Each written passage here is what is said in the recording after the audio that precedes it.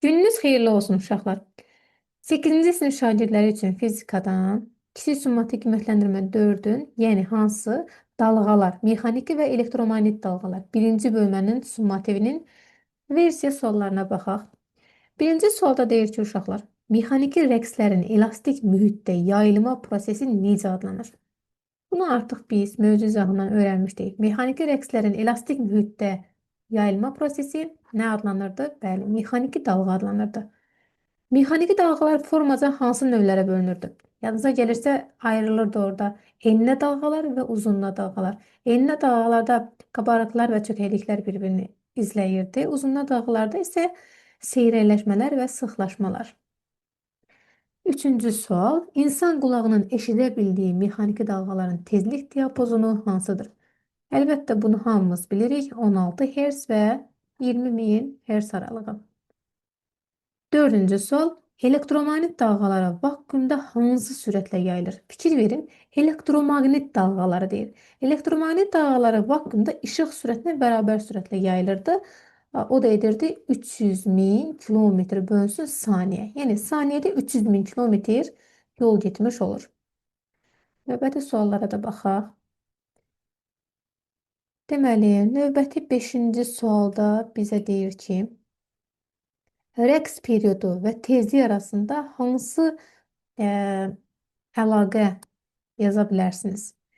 Biz bilirik ki, ümumiyyətlə period və tezlik bir-birilə tərs asılıdır.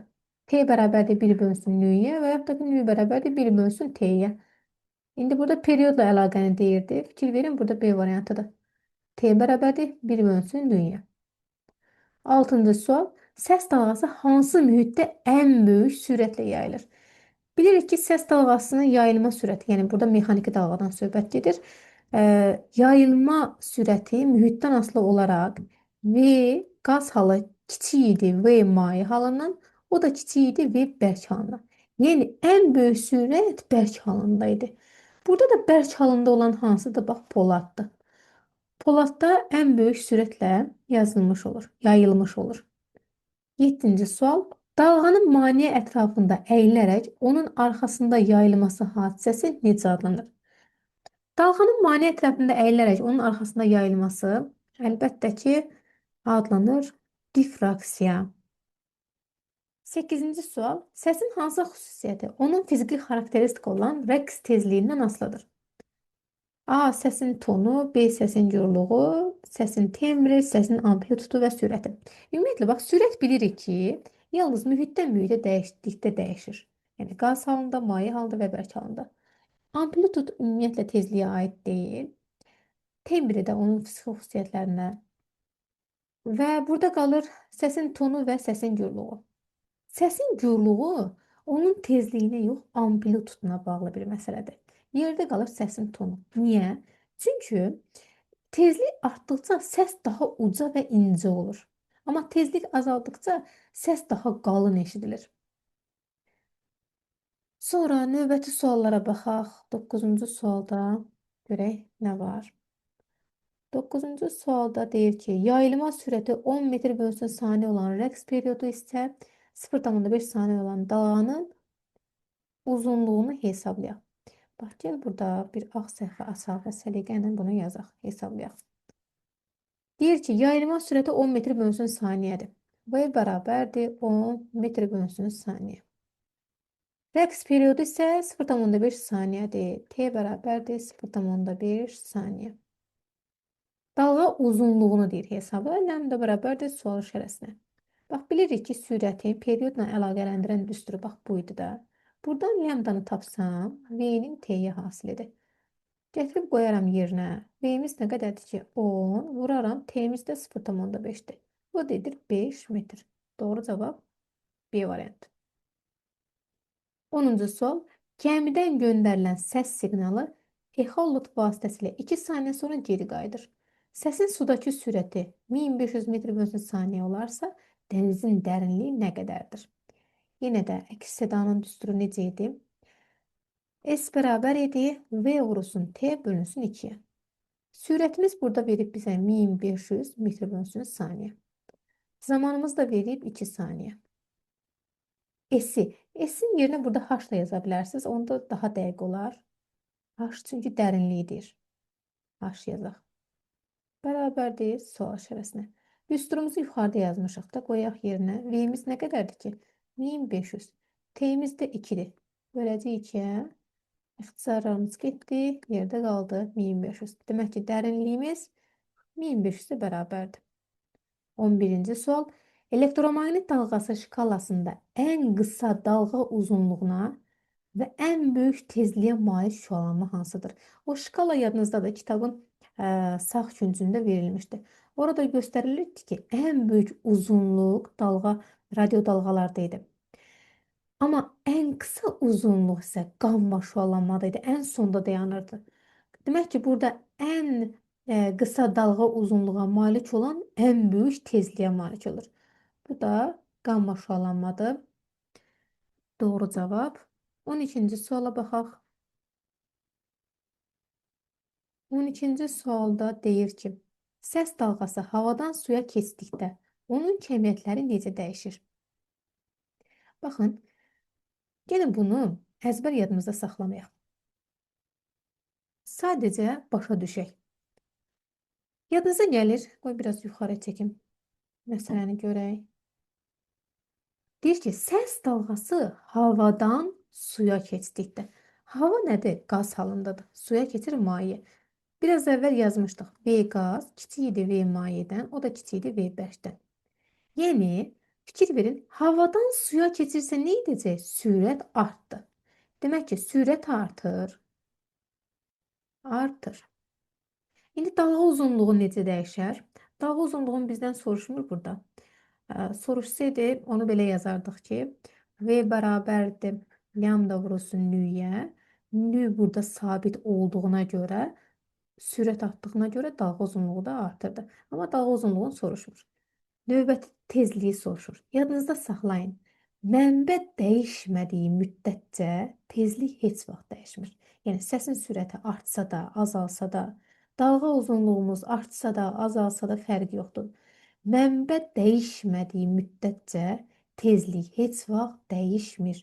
Bax, bu da uyğun gəlir C variantına. Sonra 13-cü suala baxaq. 13-də deyir ki, arı bal daşıyarkən qanadlarını dəqiqədə 19800 dəfə çalır. Onun qanadlarının rəqs tezliyi neçə hertzdir? Yazaq. Bax, dəqiqədə deyirsə, zamanımız demək ki, 1 dəqiqədir. Çevirərik saniyə, 60 saniyə olar. Rəqslərin sayında 19800 verir. İndi buradan nü-nü tapsaq, yəni tezliyi soruşur da.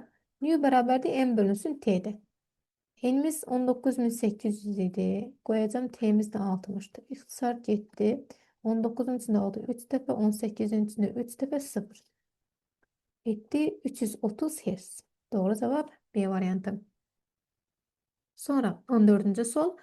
Dalğa mənbəyinin hərəkəti nəticəsində müşahidəçinin qəbul etdiyi dalğa tezliyinin dəyişməsi hadisəsi necə adlanır? Yanınıza gəlir, orada yanğı söndürən maşın var idi kitabda.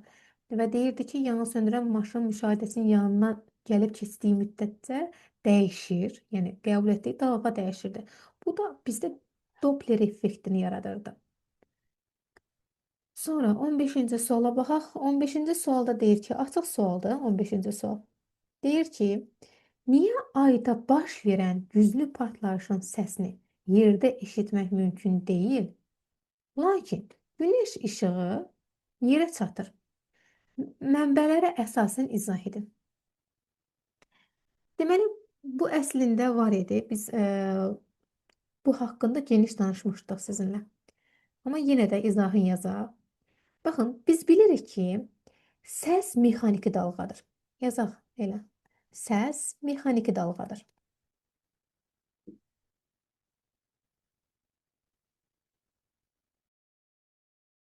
Bilirik ki, səs mexaniki dalğadır və vakuumda heç vaxt yayılmır.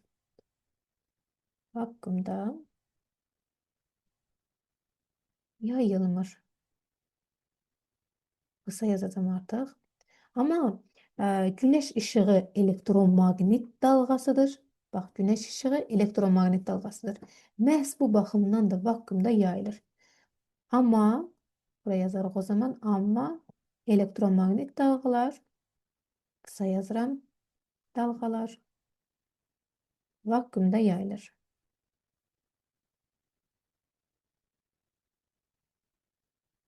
Səbəb budur uşaqlar. Sonra 16-cı sual. Niyə parkdakı qalın ağac gövdələri aşağı tezlikli səs dalğalarının yayılmasına mane olmur? Və bu zaman hansı fiziki hadisə baş verir? Yəni, diqqət etsək burada, bizə deyir ki, aşağı tezlikli səs dalğası. Tezlik aşağı olarsa, deməli, dalğa uzunluğu böyükdür.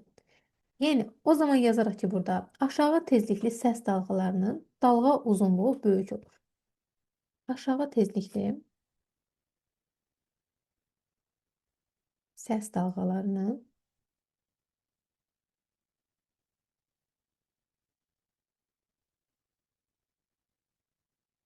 dalğa uzunluğu